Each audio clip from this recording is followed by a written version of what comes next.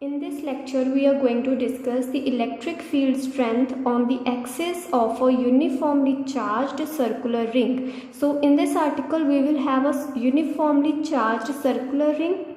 So this circular ring, it will be charged uniformly. So the charge will be distributed uniformly on the circular ring. So in the previous article, we had discussed about the straight line. The charge was uniformly distributed on a straight line, and we found out the electric field strength on the perpendicular bisector of that straight line. Now we are going to see what will be the electric field on the axis of a uniformly charged circular ring. So this is the uniformly charged circular ring, and the axis will be the axis which is passing from the center, and it is perpendicular to the plane of the ring. So this is the plane of the ring. Now plane of the ring is nothing but the YZ plane. So the ring, it is placed in the YZ plane, and we are going to find the electric field strength on any point on this axis which is perpendicular to the plane of the circular ring. So let's say we are going to find electric field at this point P, and this is the x-axis, this one is the y-axis, and this one is the z-axis. So this is the x-axis, and on any point on this x-axis, the y and z coordinates will be 0. So let's say we are considering this point capital P, where we are going to find the electric field strength due to this uniformly charged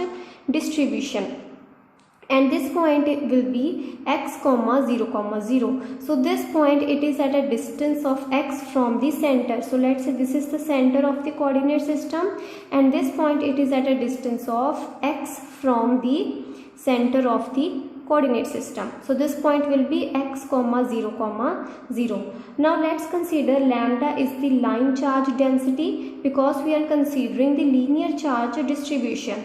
So this is a circular ring. So the charge is distributed on this circular loop. So this will be a line charge. So we are defining the line charge density as lambda. So lambda, it is the charge per unit length of the circular ring. So let's see what will be the position vector of the observation point capital P. So that position vector is written by R0 vector. So that position vector will be OP vector. So this vector OP vector, this will be the position vector of the observation point, because position vector is always defined from the origin of the coordinate system to the particular point which we are considering. So position vector of observation point will be OP vector, and this vector will be given by xi cap, because OP vector, it is parallel or it is along the x-axis, and the magnitude of OP vector is nothing but equal to x. Y and z are equal to 0. So R0 vector will be equal to xi cap. Now what will be the position vector of the small length element? Now to find the electric field strength due to this whole circular ring at this point capital P, first of all we will divide this circular loop into small length elements. As we had done in the previous case, we had divided the straight line into small line elements. Here also we will divide the circular loop into small length elements. So let's say this is the small length element that we are considering, and the length of this element is, let's say, that is equal to dl. So dl is the length of this small section, and let's say now we will join the two end points of this length element with the origin. So we have joined the two endpoints of this length element with the origin. So let's say this angle which is made with the z-axis, let's say this angle is equal to theta. So the angle which is subtended by the length element on the z-axis. So this is the angle which is subtended by, or which is made by this length element with the z-axis, that is theta. So what will be the position vector of the small length element? So first of all, the criteria of finding the electric field strength will remain the same as we had done in the previous article. First of all, we will find the electric field strength due to this small length element. Due to the charge which is present in this small length element, first of all we will find that electric field at this point capital P, and then we will integrate over the whole length, and that will give us the total electric field at this observation point capital P. So the procedure will remain the same as we had done in the previous lecture. So what will be the position vector of this small length element? So this will act as a source charge for this instant. We are talking about only this small length element. So this will act as the source charge for this particular instant. So what will be the position vector of this source charge? Now position vector of the source charge, it is given by capital R vector that we had defined already in the previous lectures, that R0 vector, it is the position vector of observation point where we are finding the electric field strength, and position vector of the source charge is written by, or it is defined by, R vector, and this is the position vector of the source charge of which we are finding the electric field strength at any point in the space. So we are finding the electric field strength due to this small source charge at this particular point capital P. So what will be R vector in this case? So R vector, it is the position vector. So position vector is always taken from the origin. So we can say this vector which is shown by this arrow, this will be the position vector of this small length element. So what will be the position vector? So this position vector, R vector, it will be in the YZ plane. As in the starting of this article I have said that the plane of the ring is in the YZ plane. Now x-axis, it is perpendicular to the plane of the circular ring. So you have to imagine that this ring or this whole diagram is in 3-dimensional. It is in 3 dimension. So this ring, it is placed in the YZ plane, and x-axis is perpendicular to the whole plane of the ring.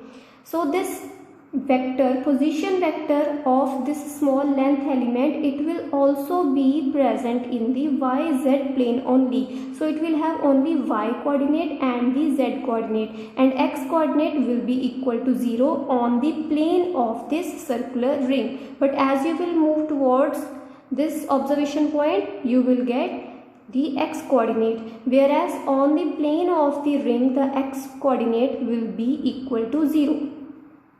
So what will be the position vector of this small length element? So it will have some Y coordinate and it will also have some Z coordinate. So R vector will be given by Y j cap plus Z k cap. So this will be the position vector of this small length element. So we will be finding this position vector in terms of theta.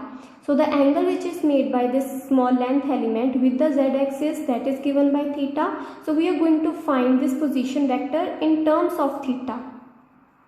Now this position vector that we had drawn of the source charge, this position vector, it will have a magnitude equal to the radius of this circular ring, because this position vector, it is starting from the center of the circular ring and its second end point, it is on the circumference. So this length of this vector will be equal to the radius, so which means the magnitude of the position vector, it will be equal to the radius of the circular ring. So this will be equal to, let's say the radius of the circular ring, it is equal to small a. So radius of the ring, it is equal to small a. So the magnitude of this vector will be equal to small a, because the radius of the ring is equal to a. Now what will be the z coordinate? So the z coordinate will be equal to a cos theta. So the z coordinate is nothing but the projection of this vector on the z-axis. So you are projecting this vector on the z-axis, that will give you the z coordinate, and when you will do the projection of this vector on the y-axis, that will give you the y coordinate. So projection of this vector on the z-axis, it is equal to a cos theta, because this is the angle with theta is the angle which is made by this vector a with the z-axis. So the z coordinate will be equal to a cos theta. So z will be equal to a cos theta and y will be equal to a sin theta. So now we will replace y and z in this r vector. So this r vector will be equal to a sin theta j cap plus a cos theta k cap. Now what will be r0 vector minus r vector? To find the electric field strength of this small length element at this observation point P, the formula will be 1 by 4 pi epsilon naught, the source charge, magnitude of the source charge.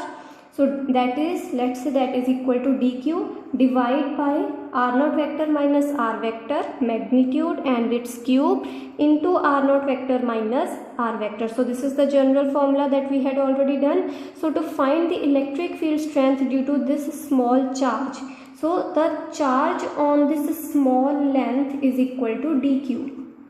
So charge on this small dl length is equal to dq, so that we had written over here dq divided by this term into this vector.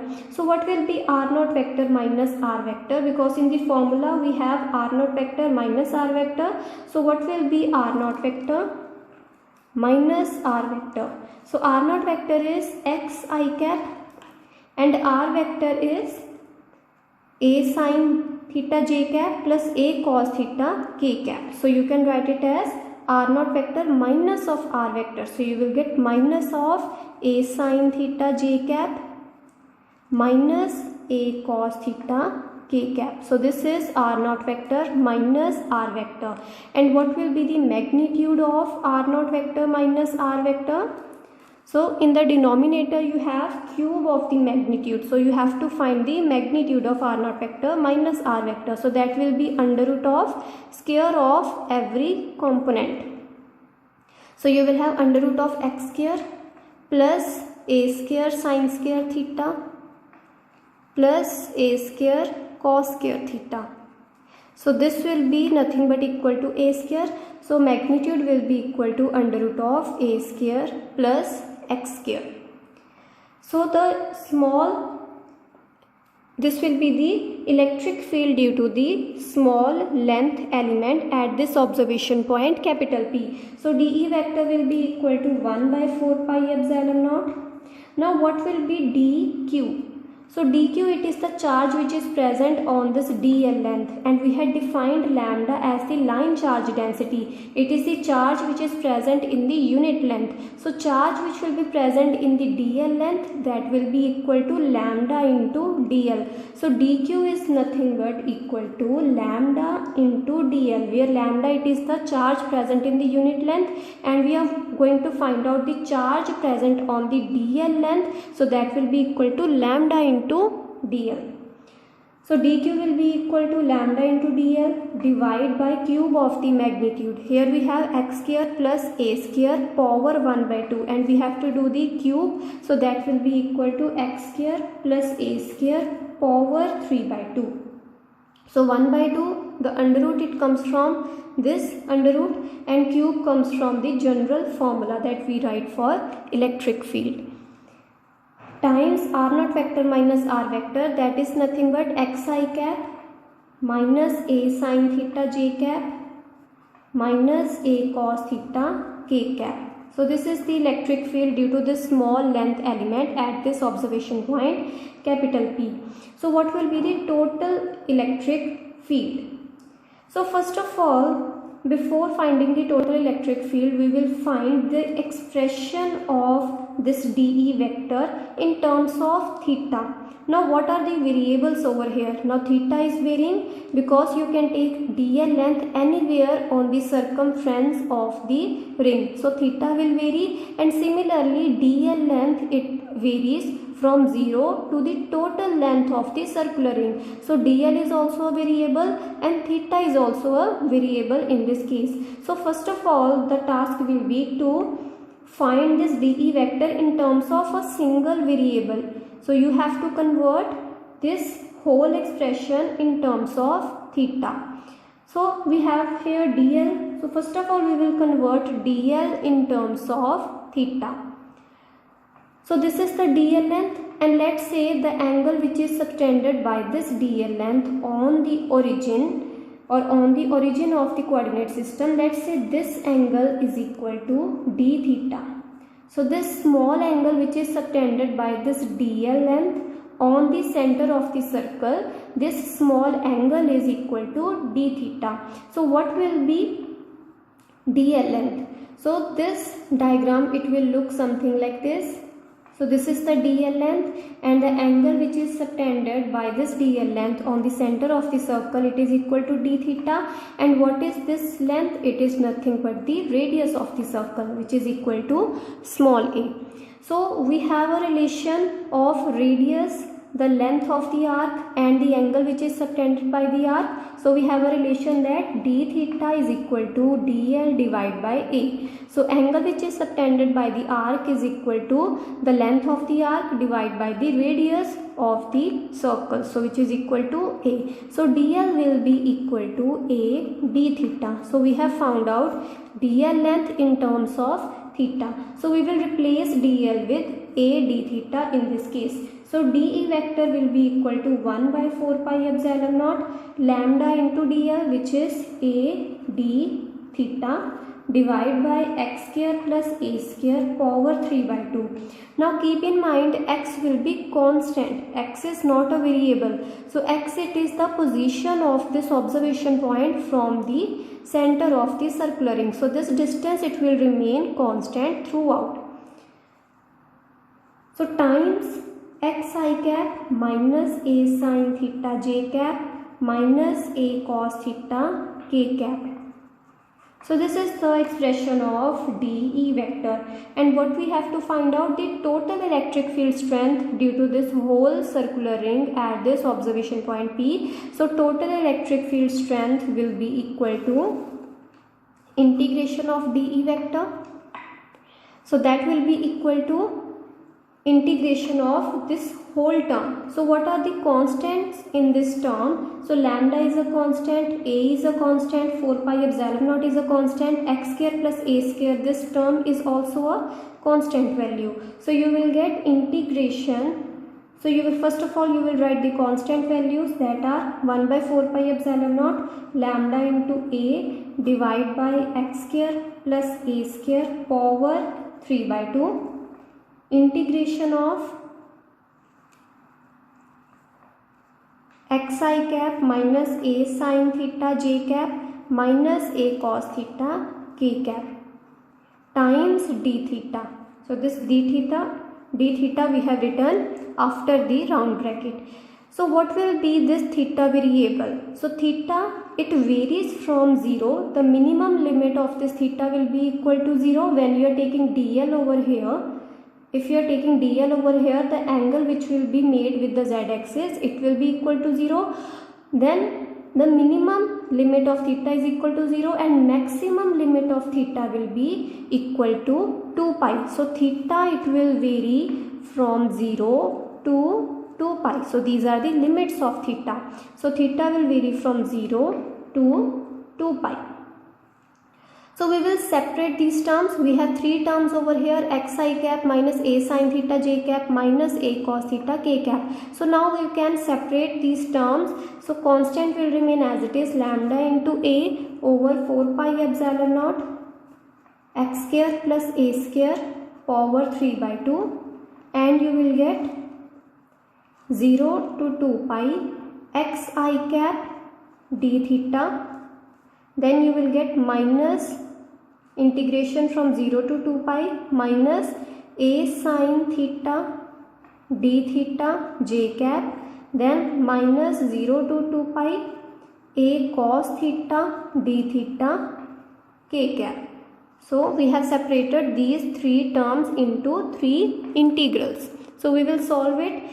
So in the first integral you have xi cap. Now x, it is a constant value, so it can be taken outside the integral. So this total electric field, it will be equal to lambda into a by 4 pi epsilon naught x square plus a square power 3 by 2 times x can be taken outside the integral.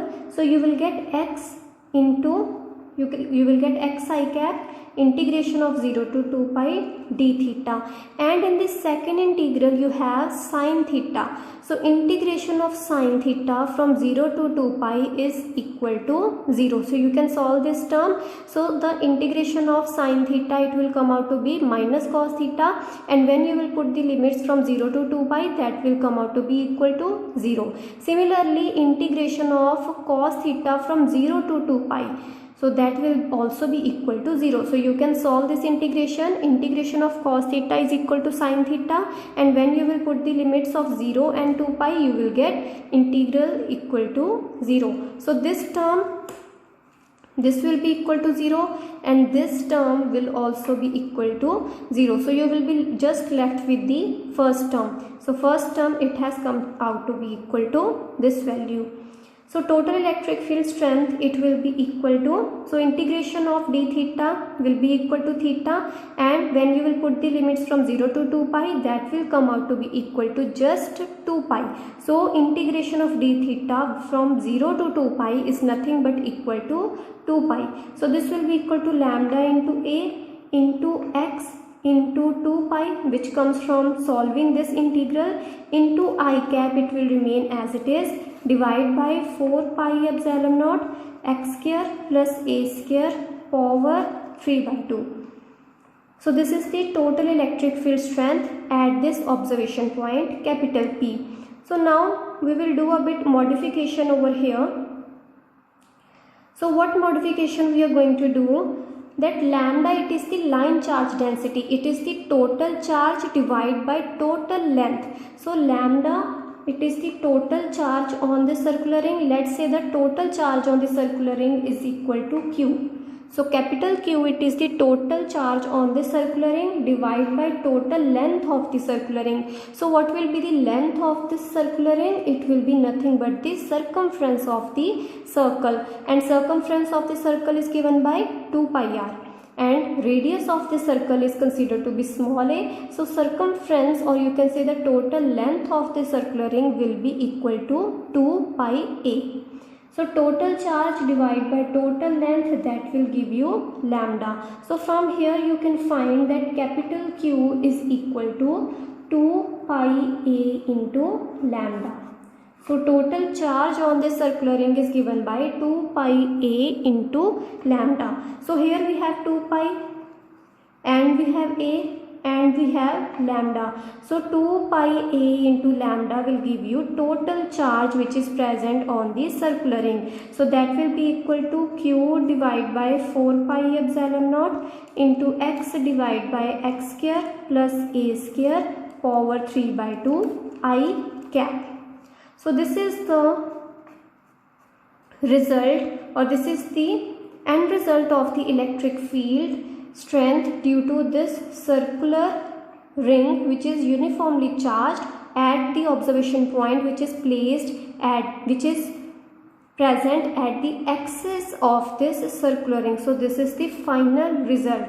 So to find the electric field strength at the center of this circular ring, the observation point will be at the origin of the coordinate system if you are finding the electric field at the center of the circular ring. So for that, x will be equal to 0, y will be 0, z will be 0. So when the observation point is present over here, then we have x coordinate, but when the observation point is at the origin, that is you are finding electric field strength at the center of the circular ring, so in that case x will also be equal to 0. So when you will put x is equal to 0 over there, then you will get electric field. So when you are putting x is equal to 0, so electric field will be equal to 0 at the center. So this is the another result, that the electric field strength at the center of a uniformly charged circular ring is equal to 0. And this formula, it is an important formula. for the electric field strength at any point which is present on the axis of the circular ring. And keep in mind the direction of the electric field. So if this ring it is positively charged, so positive charge is distributed on the circumference of this ring, then capital Q will be positive. So capital Q will be positive, then electric field strength it will point along the positive x-axis. So it will point along plus I cap. So electric field strength at this point P, it will be along the positive x-axis if the charge is positive. And if the charge is negative on the circular ring, if the charge distribution is negatively charged, then the electric field strength it will point along the negative x-axis. So in that case you will get minus I cap. Then next we are going to find out the electric field strength at the center of uniformly charged semicircular arc. So earlier we had a full circular ring. Now we are going to find out the electric field strength due to this semicircular arc. And we are going to find electric field at the center of this semicircular arc. So the center will be at this point. So we are going to find the electric field strength at this point. So we have drawn this coordinate system which originates from this point, from the center of the semicircular arc. So the center of the coordinate system will be at this point, as well as the observation point is also at the origin. So origin and the observation point, they are coinciding in this article. So in the previous article, the center of the disc was represented by, the center of the ring was represented by capital O, and observation was represented by capital P point. But here capital O point and capital P point, they are coinciding. So we are finding electric field strength at this point. So procedure will remain same. First of all, we will divide this uniformly charged circular arc into small length elements. So let's say we have divided this into small length elements and we are considering only one length element at particular instant. So let's say we are considering this element, and length of this element is equal to dl, and angle which is subtended by this dl length with the x-axis. Now keep in mind that there is no z-axis over here. So z coordinate will be equal to 0. So we will have only x-axis and the y-axis. So let's say the angle which is subtended by this length element with the x-axis is equal to theta. So the electric field strength due to this small source charge, first of all we will find electric field due to this source charge at the observation point, and then we will do the integration over the whole semicircular arc. So first of all we will find electric field strength at this point due to this source charge which is present on this small dl length. So that will be equal to 1 by 4 pi epsilon naught dq divided by r naught vector minus r vector cube into r naught vector minus r vector. So this is the general formula that we already know. So what will be dq? It is the length, it is the charge which is present on the dl length, and charge present on the dl length, it is given by lambda into dl, as we had done in the previous case. Lambda is the line charge density, and lambda into dl, it will give us the charge which is present on this dl length. So dq will be equal to lambda into dl. And what is r naught vector? R naught vector, it is the position vector of the observation point. But in this article, the observation point and the origin, they are coinciding. So r naught vector will be equal to 0. So the position vector of the observation point will be equal to 0 because origin as well as the observation point, they are coinciding. Now what is r vector? This is the position vector of the source charge. So this is the source charge that we are considering. So r vector will be given by this vector. So it is the position vector of the source charge we are considering. So this will have the magnitude equal to radius of the circular arc So let's say the radius is equal to capital R. So the r vector will be given by xi cap plus yj cap, because the plane of the semicircular arc, it is in the xy plane only. So r vector, it will have only two components, x component as well as y component. Z will be equal to 0, as this semicircular arc, it is placed in the plane of xy plane. So r vector will be xi cap plus yj cap. So what will be x?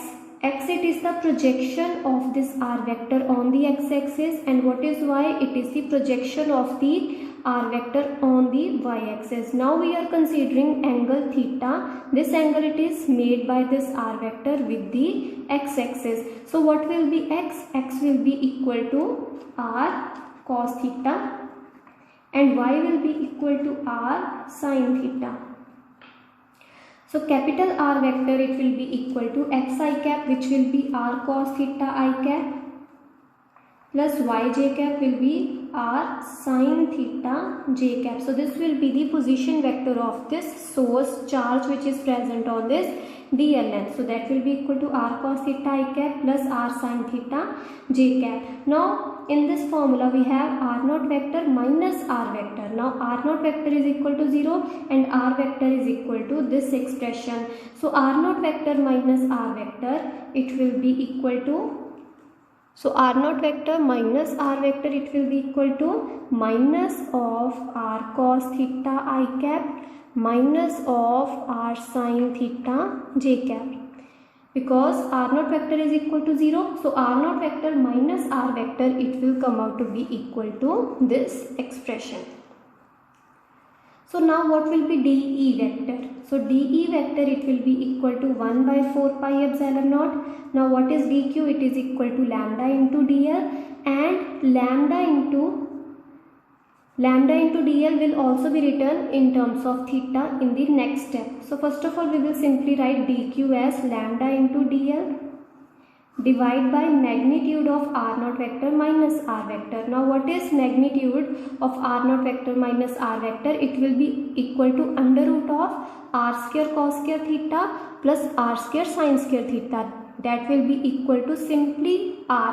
So magnitude of r naught vector minus r vector, it will be equal to capital R. So that will be equal to capital R cube times r naught vector minus r vector, which will be minus r cos theta I cap minus r sin theta j cap. So this will be the electric field due to this small source charge at this point capital P. So in terms of theta, we will write this equation in terms of theta, because theta is a variable and dl will also be a variable. So what will be dl? So we will do the same procedure as we had done in the previous case. Let's say the angle which is subtended by this small arc at the center, it is equal to d theta. So what will be d theta? It will be equal to length of the arc divided by the radius of the circle, which is capital R. So dl will be equal to r d theta. So dl over here, it will be replaced with r d theta, because we are writing every component in terms of theta only. So dE vector will be equal to 1 by 4 pi epsilon naught lambda into r d theta divided by r cube into minus r cos theta I cap minus r sin theta j cap.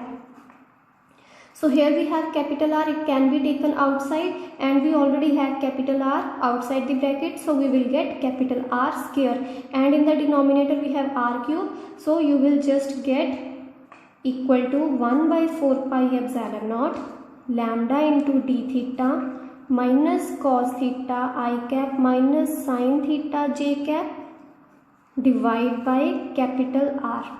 So we have just cancelled r square with r square in the denominator, so you will be just left with capital R in the denominator. Now the total electric field strength due to this whole semicircular arc at the center of this arc will be equal to integration of dE vector. So electric field, total electric field strength at this point will be equal to integration of dE vector. So that will come out to be equal to, so this r it will cancel with the r square in the denominator, so that will be equal to integration of this dE vector. So that will be equal to 1 by 4 pi epsilon naught. Now lambda it is constant and capital R is also constant, so lambda by capital R it can be taken outside the integral. And most importantly, what will be the limits of theta in this case? In the previous case, the limits of theta, they were from 0 to 2 pi, but in this case we have semicircular arc, we have only a semicircle, so minimum angle theta will be equal to 0 and maximum limit of theta it can go to 180 degree. So theta it will go from 0 to pi. So in the previous case the theta it varied from 0 to 2 pi, but in this case we have only a semicircular arc, so the limits of theta will be from 0 to pi. Now lambda by capital R they can be taken outside and minus it can also be taken outside. So you will get 0 to pi cos theta I cap into d theta plus 0 to pi sin theta j cap into d theta. So this is what you will get after separating the terms in terms of two integrals. So we have separated cos theta and we have separated sin theta in terms of two separate integrals. So that will be equal to minus lambda divided by 4 pi epsilon naught capital R times I cap. Now what is the integration of cos theta? It is equal to sin theta with the limits from 0 to pi. Then we have plus j cap and the integration of sin theta is minus cos theta from 0 to pi. So when you will solve it, you will get total electric field strength at the center of the semicircular arc. It will be equal to minus lambda by 4 pi epsilon naught capital R. Now sin pi, sin 180 degree is equal to 0 and sin 0 is also equal to 0. So this whole term it will be equal to 0. And we are left with minus cos theta with the limits from 0 to pi. So that will be equal to j cap. So what is minus cos pi? Now cos pi is equal to minus 1 and minus of cos pi it will be equal to plus 1. And we will have minus of minus cos 0. So in the lower limit, when you are putting the lower limit, you will get minus cos 0. So that will be equal to plus cos 0 and cos 0 is equal to 1. So you will get total electric field strength at the center of the semicircular arc. It will be equal to minus lambda by 2 pi epsilon naught capital R j cap. So you will get 1 plus 1 is equal to 2 and that you will cancel with the denominator. So you will get lambda by 2 pi epsilon naught capital R into j cap. So this is the total electric field strength at this point. So you can see that when lambda is positive, that is the charge which is distributed on this arc is positive charge, then the electric field strength at this point it will be along a minus j cap. So it will be pointed in the downward direction, and when this charge is negative charge, then the electric field strength it will be pointing along the positive j cap.